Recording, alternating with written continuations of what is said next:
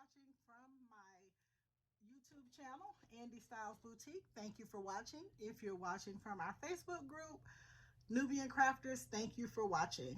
So this is going to be a video on the business side of crafting. What I want to talk about today is how to get repeat customers. As you know, if you're a crafter, one of the things that you run into is trying to stay relevant and how to keep the customers that you have sold to coming back. Well, hopefully I have some things here to share with you, and some of them you may already be doing, and some may be a aha light bulb moment for you, and it may be something that you can put into practice that will help you get other or repeat customers.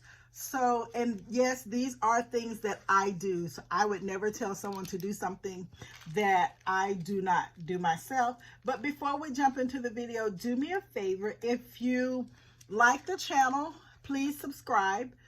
And then if you like the video, once we're done, hit the like button so we can get some viewers and some likes and follows. This is a relatively new channel. However, I plan on putting a lot of content out to help people who are crafting and to just, you know, I like to give back. I've been blessed. So I like to give back. And if I can help someone, anyone that knows me personally knows that I will. So let's talk about things you can do to get repeat customers. So the first thing you want to do is determine what your specialty is. What is it you want to be known for? What is it that you're very passionate about when you're crafting it and when you're creating it? Whatever that item is, that's going to be the item, probably the first thing that your potential customers are going to see or know about you, is that your shop or you craft a specific item. Now, one thing that we tend to get trapped into is to jump all over the place with our offerings. Now, it's not going to conflict with my step where I tell you guys to know what's trending. However, if you start off with what you're passionate about, then you tend to do it better, you tend to get better at it, and you tend to be quicker at it. So even if someone places an order with you for something that you're not really not passionate, that's the wrong word, that you're not really as up to speed on as whatever it is you first start your business out on, it's okay, because you've increased your speed and your ability to put out what you're passionate about. So when you get an order for something that's not really your forte, you can do it and you can put the time in it that you need to get that done. So first step is you want to determine what your specialty is before you jump out the gate, because with that you're going to have to sell your company, or you're going to have to provide an outstanding product to someone that may wear it and then their family sees it, and then that'll bring you more customers. So that's the first thing. The second thing is that you want to provide stellar customer service, and that should be the first thing, but I realized that getting to know what you wanted to be known for was important as well. But you want to provide stellar customer service. You want to make sure that that customer knows that they are the most important customer at that time. And that's what you want to portray. When my guests come into our salon, that is something that they feel, and they know that they're the most important person at that point and at that time when they step into the salon to get a haircut. The way we do that is we greet that person.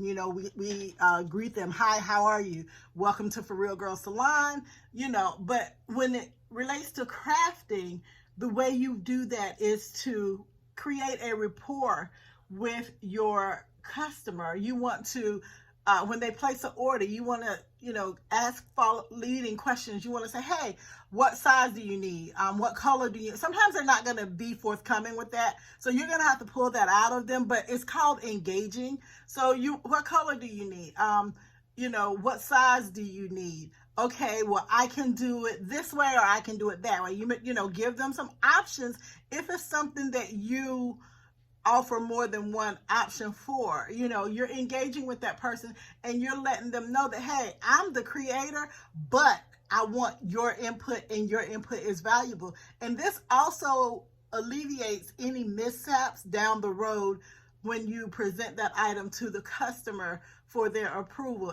It prevents, number one, them being unsatisfied, and then two, it prevents you from having to go back and recreate, because although they're understanding if you do make a mistake, you want that mistake to be on their end and not on your end for not asking questions. So like I said, you want to make sure that you show them that they're the most important person and that you're appreciative of them choosing your business to fulfill their needs.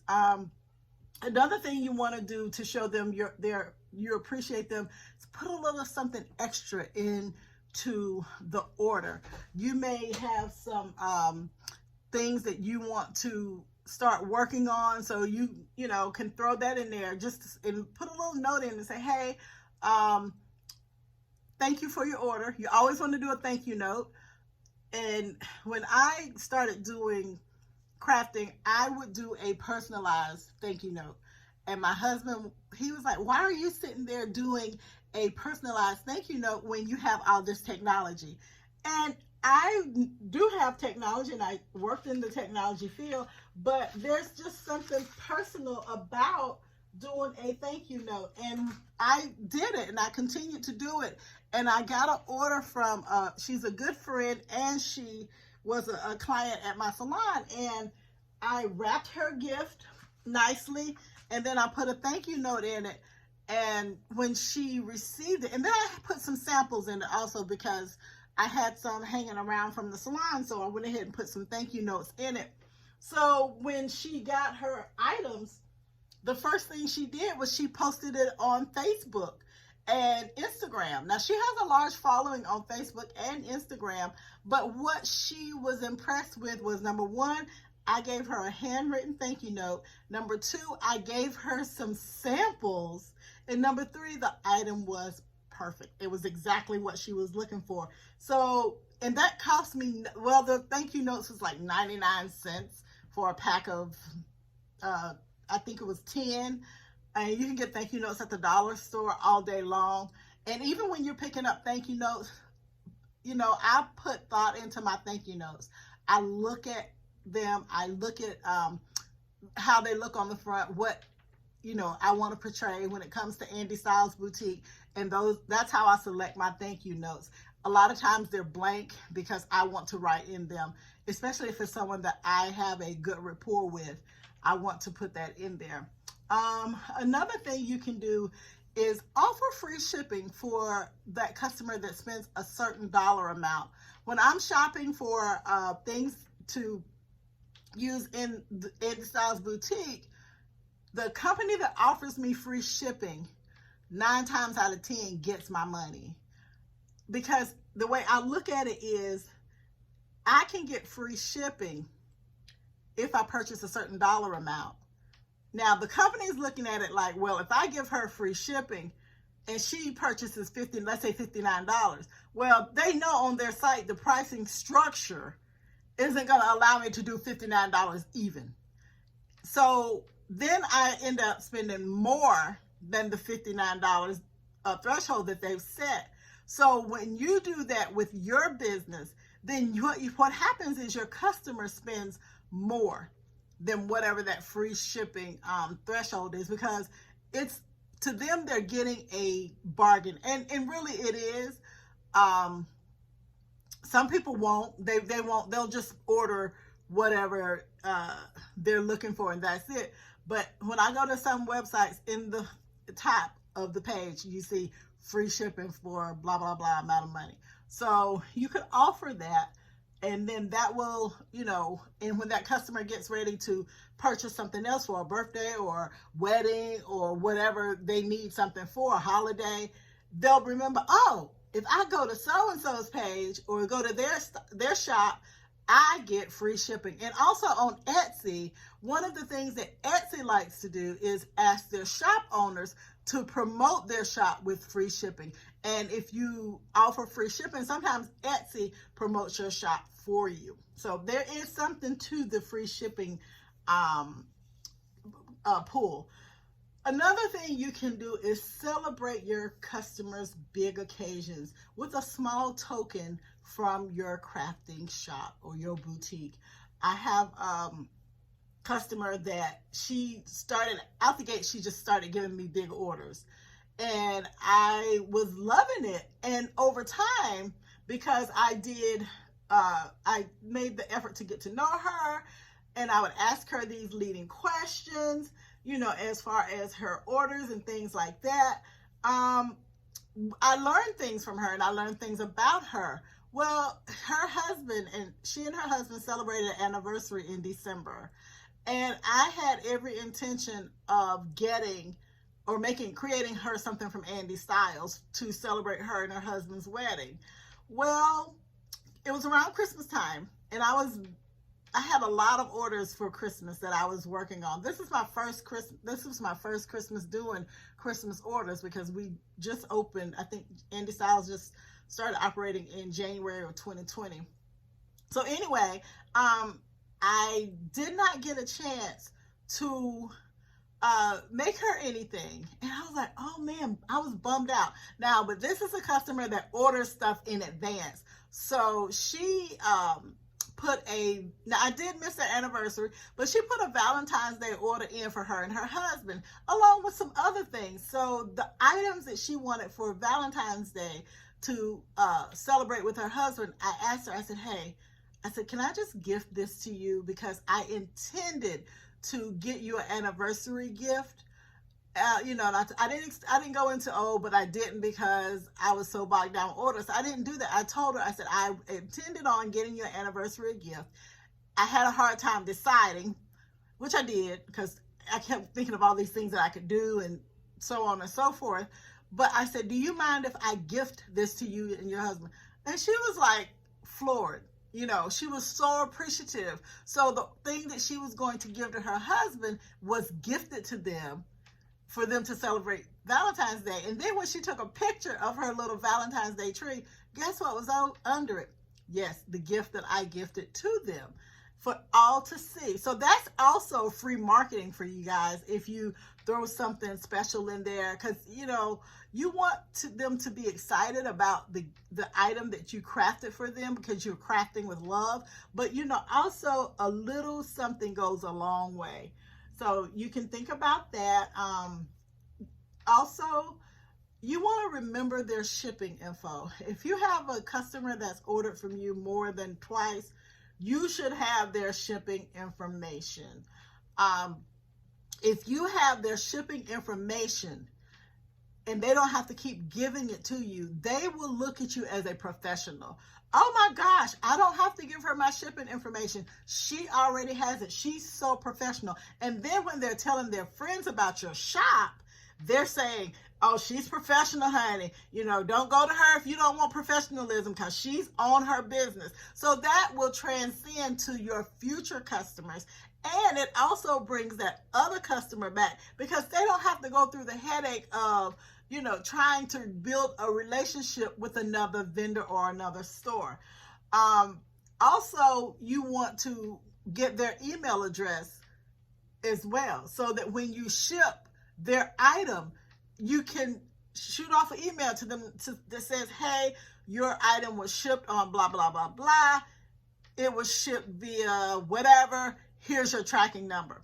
Now, please, please, please spend the money on the tracking number, because if the item gets lost in transit, you're also showing this customer that I care about you getting what you ordered from me, and you don't want to cause them any additional stress. So, you just send them an email. You can get email or text, whichever. I don't ask people for their phone number right off the bat, especially a new customer, but I will ask them for an email address. And now my husband does the shipping. If you have someone that is willing to assist you with certain areas of your craft business, please let them. Please delegate that. My mother-in-law, I was talking to her today, and she's like, well, you know, I would love to come up and help you pack your items for shipping. Do you know how much that would take off me? If I could just, that's my goal, and I'm sure it's your goal too, because if you're like me, you just want to craft. You don't want to have to stop and package it. You don't want to have to stop and write the invoice. You don't want to have to stop and, take it to the post office or whatever. I don't have to do the post office because my husband does that, but I have to create, I have to package, I have to verify the order, and I have to write out the invoice. So, you want to make sure that you can give them that comfort and that ease when it comes to shipping as well. Also, you want to be available to the customer. If something goes wrong, if there's an issue, you want to be there to handle it. Let's use the shipping, for example. So if you are shipping something and it gets lost in the mail, or they never receive the item, you don't want to tell them, well, I shipped it, or verify the address and say, well, that's the address I have. You want to take ownership of that issue. When you do that, that's saying, she's professional, he's professional. They really have their stuff together. And that's the image you want to portray. Although we are small business entrepreneurs, and sometimes our craft shop is 1 or 2 people, we still want to exemplify professionalism. And these are things that will have your customer saying, oh my gosh, she's so professional. He's on top of his game. Go to him, he's good. Even if you have a mishap and then they go back and tell that person, well, blah, blah, blah happened, they'll say, well, it didn't happen with me. I like them. So it gives it also is your defense. So you don't have to defend yourself. Had a customer, she ordered a birthday shirt similar to this one actually that's on my table is a shirt for this same customer, but it's for her sister. She ordered a birthday shirt for herself, and I sent it 2 weeks before her birthday, but she never got it. So she reached out to me. She's like, hey, did you ever send the shirt? And I was like, oh God, yeah, did you not receive it? Which of course she hadn't. They didn't even try to deliver it. The post office just sent it right back. The address was correct. We had sent to this customer before, so she was a repeat buyer. And I told her, I said, hold on, let me check. So I went in, and she had the tracking number as well.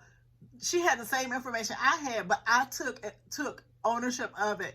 I went in, I read through all the notes, and I went back to her and I was like, hey, I said, they didn't even try to deliver your item. It says here that they had a problem with the address, but the address is the same that I sent your previous package to.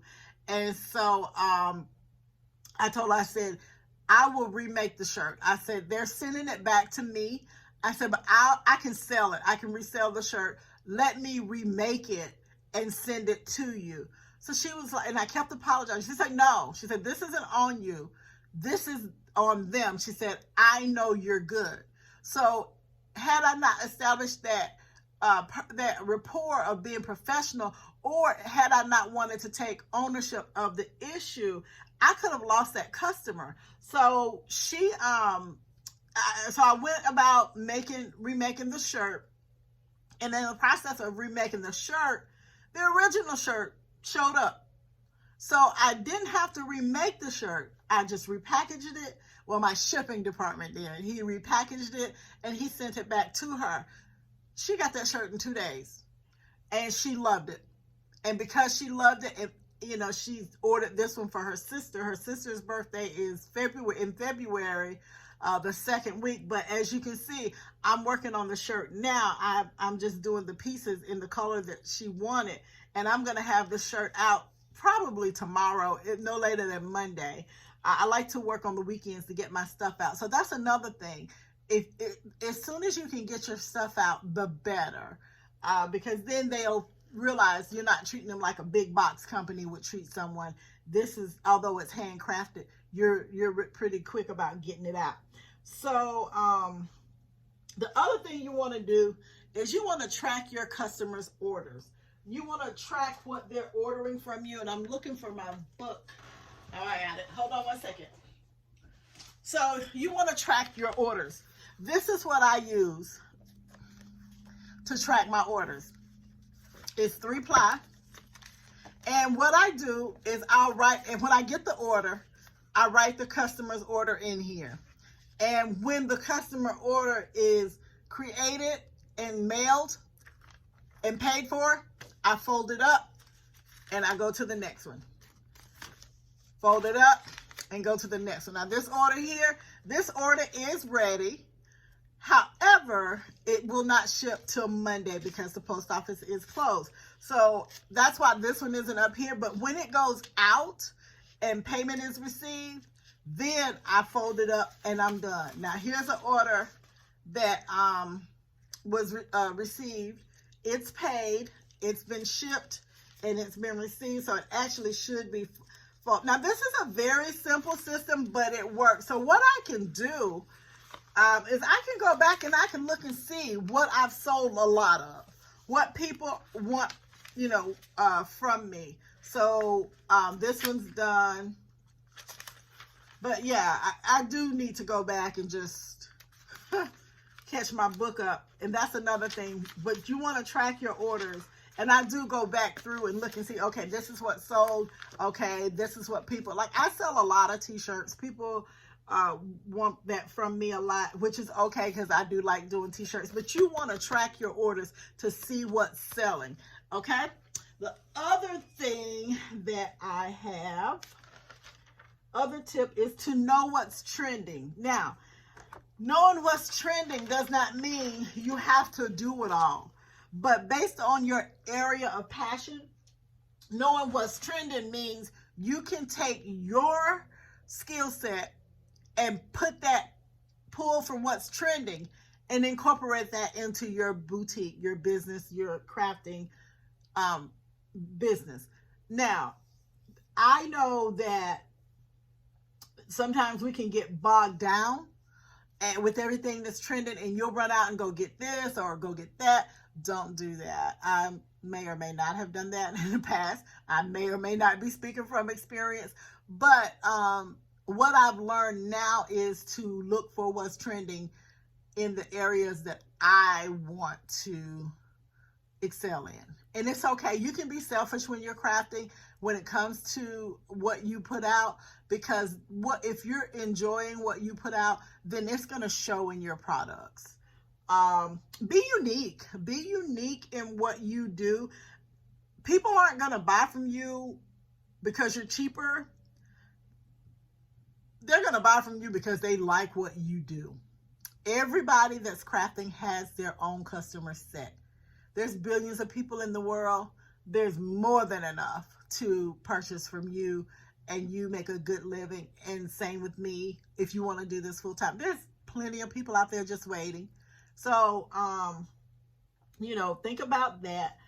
Also, you want to have a place for your customers to go to see your work. Now, word of mouth advertising used to be the best mode of advertising.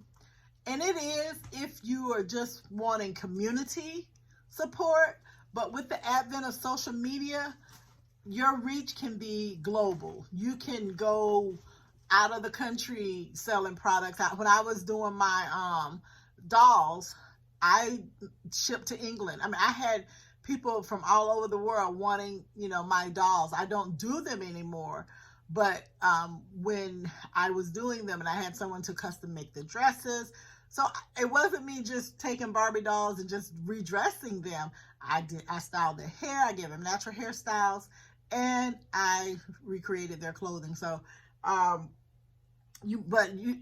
I had an Etsy shop that